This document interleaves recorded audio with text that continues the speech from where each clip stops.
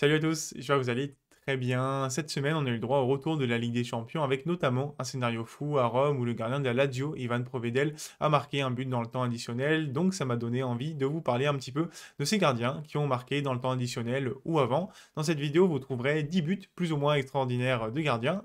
On est parti.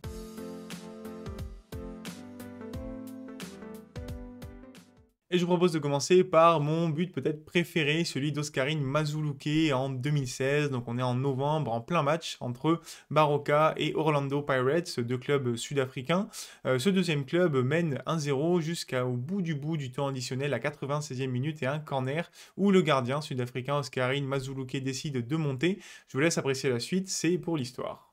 Massaluke is inside the penalty area as well, and it heads over to Massaluke. Look at him. Keeper goes on the adventurous route. Massaluke scores! Unbelievable! You've never seen anything like that in your life. Ce sublime retourné après un cafouillage dans la défense va même être nominé au prix Puskás 2016. Malheureusement, Mazuluke ne terminera que deuxième derrière le magnifique coup du scorpion d'Olivier Giroud, bien sûr. Je vous parle maintenant d'un pionnier allemand, Jens Lehmann. On est en 1997 pour un derby de la Ruhr entre Schalke 04 et le Borussia Dortmund, derby qui est très souvent disputé à l'époque. Le Borussia Dortmund mène 2-1, mais sur un ultime corner pour Schalke 04, eh bien Jens Lehmann, le gardien, décide de monter et de placer une tête rageuse. Je vous laisse regarder. They need to concentrate now, Dortmund. Header on from Muller. Linker. Oh, it's in the back of the net, and it's Lehmann that's got it. Jens Lehmann devient alors le premier gardien de l'histoire de la Bundesliga à marquer un but, c'est quand même pas rien. Je vous parle maintenant d'un autre pionnier en France, cette fois-ci et toujours la même année en 1997, c'est Grégory Wimbe. On est alors sur un match entre Nancy et Lens, on arrive à la fin du temps additionnel, Lens mène toujours devant Nancy, et sur un dernier corner, Grégory Wimbe décide de monter, et après un cafouillage, sur un centre de l'écluse, il va marquer avec un vrai geste d'avant-centre.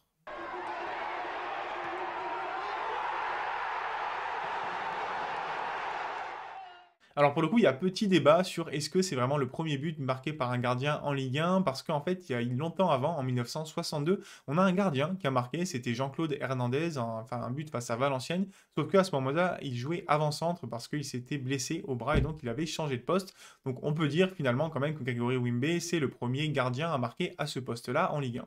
On reste en Ligue 1 pour parler d'un gardien, Ali Hamada, pour qui j'ai pas mal de sympathie, qui a laissé un très bon souvenir en Ligue 1, notamment en 2012, lors d'un match entre Toulouse et Monaco, où Monaco mène 2-1, et sur un dernier coup franc tiré par Ben Yedder, un futur monégasque, eh bien Ali Hamada est monté pour marquer un but assez spectaculaire et surprenant. Pour l'anecdote, ça lui vaudra d'ailleurs une place dans l'équipe type des meilleurs buteurs du championnat du 21e siècle faite par l'AFP au poste de gardien de but, évidemment.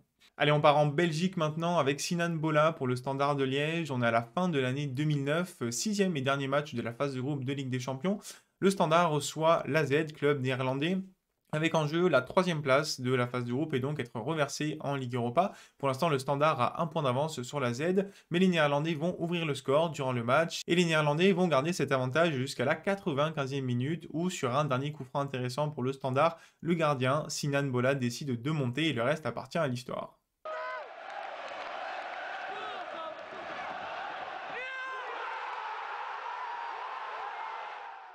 Avec ce petit point, le Standard est reversé en Ligue Europa et fera un beau parcours en passant encore 2 tours pour s'arrêter finalement en quart de finale, battu par le Hambourg SV.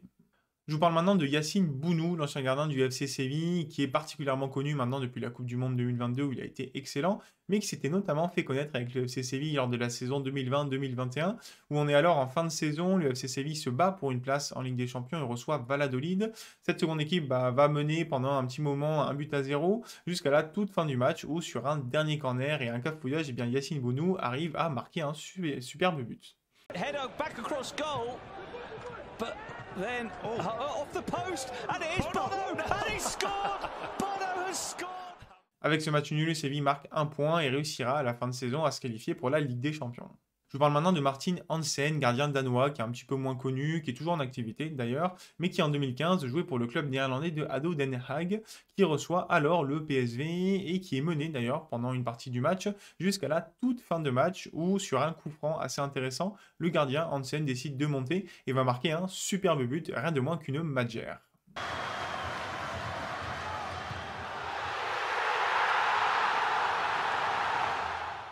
Et je vous parle maintenant de Marko Dmitrovic, un nom dont vous devez vous souvenir parce que c'est le gardien qui était dans les buts du FC Séville cette semaine face au RC Lens et qui a plutôt fait une bonne prestation. Et lui, il s'est surtout fait en fait connaître lorsqu'il jouait à Eibar et notamment en janvier 2021 où on est sur un match entre Eibar et l'Atlético de Madrid et un penalty qui est obtenu par Eibar sur une faute de Carrasco.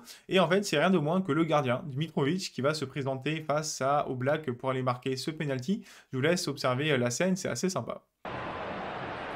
Up he steps, and he scores, and Eibar have the lead. It's the goalkeeper who gets the goal. On continue en 2021 où je dois vous parler d'un autre but, celui du gardien brésilien Alisson, le gardien de Liverpool bien sûr. On est en toute fin de saison, 36e journée de Première Ligue. Les Reds se déplacent à West Bromwich Albion qui est déjà relégué pour aller chercher une place en Ligue des Champions. Ils ont absolument besoin de la victoire, sauf qu'ils vont s'embourber là-bas, match nul un partout jusqu'à la toute fin de match.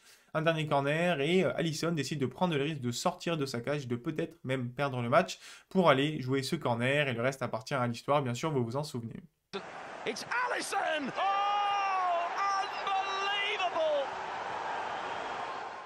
Je ne sais pas à quel point ce but sera un électrochoc pour la suite, mais en tout cas, Liverpool va aussi remporter ses 2 derniers matchs et terminer 3e de Première Ligue et donc assurer cette place en Ligue des Champions.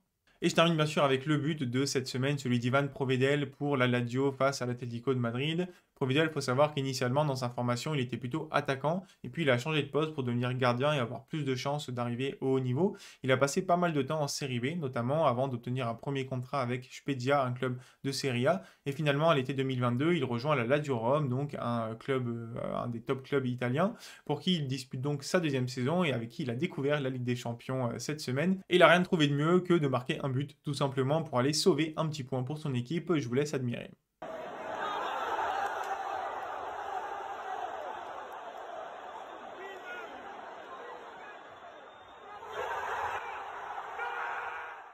Et c'est avec donc ce superbe geste d'attaquant d'Ivan Provedel que je vais terminer cette vidéo sur donc 10 buts marqués par des gardiens qui ont marqué plus ou moins l'histoire. J'espère que la vidéo vous aura plu. Je sais qu'il y a d'autres buts évidemment dont j'aurais pu vous parler. N'hésitez pas à me dire en commentaire ceux qui vous paraissent importants à mentionner. Et si vous avez aimé la vidéo, comme d'habitude, n'hésitez pas à la liker, la partager et vous abonner à la chaîne. C'est le mieux que vous puissiez faire pour m'aider. Et je vous souhaite donc un très bon week-end, une très bonne journée. Et je vous dis à très bientôt pour parler foot. Ciao, ciao.